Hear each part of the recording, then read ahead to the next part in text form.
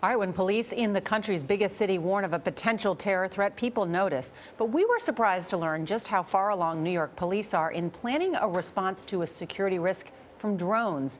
Jeff Pegues shows us how officers are setting their sights on the sky. Jeff, good morning. Good morning. We've learned that the NYPD is actively looking for ways to stop an attack by a drone. For the last year, the country's largest police force has been increasingly concerned about a potential terror attack from the air by a drone armed with a deadly weapon. We look at it as something that could be a terrorist tool. Deputy Chief Salvatore DePace is one of the NYPD's top counterterrorism officials. For the first time, he is publicly acknowledging why the NYPD is paying close attention to America's fascination with drones and the potential that they could deliver a terrorist attack. Chemical weapons? If the technology is there, which we're thinking it is. Guns? Guns, definitely. We've seen that. We've seen some paintball video where the drone was flying at different targets along the route and very accurately hitting the targets with the paintball. But the NYPD sees a drone carrying explosives as the #1 threat. And this video was a wake-up call. Last year in Germany, a drone was hovering over a crowd of people just as German Chancellor Angela Merkel delivered a speech. It flew toward the podium and landed right in front of her. She was smiling, but law enforcement across the globe was not. What is it about that video that concerns you the most? If you really think about what could have happened there, that drone hit its target right on the mark and could have took the Chancellor and her people out. His concern has only been heightened by a dramatic increase in the number of drone incidents in New York City, over 40 in the last year. Definitely a drone. He's going up the streets now between buildings.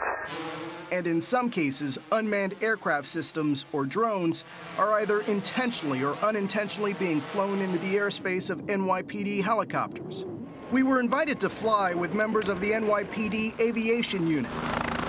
They took us to a location in Brooklyn where just this past summer, one of their helicopters nearly collided with a drone. They say it was about 800 feet off the ground.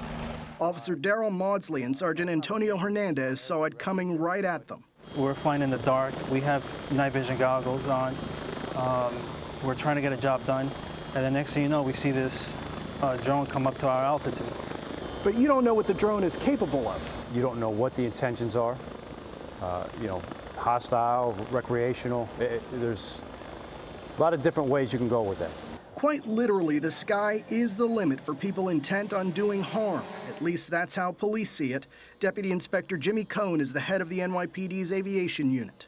Drones are out there flying around. People think that they're a toy or a model. They're not. They're another aircraft flying in the national airspace system, and they create a significant safety hazard.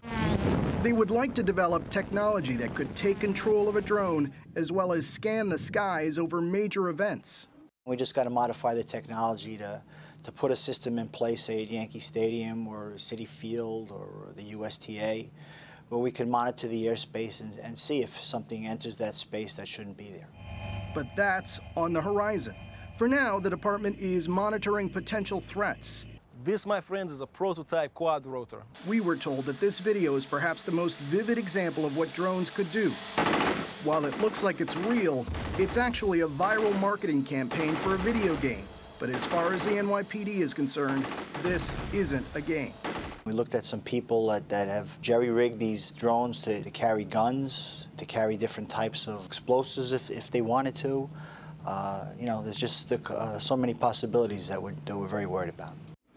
The NYPD is consulting with the military and has members of its counterterrorism, bomb squad, emergency services, and aviation units working on a plan to counter weaponized drones.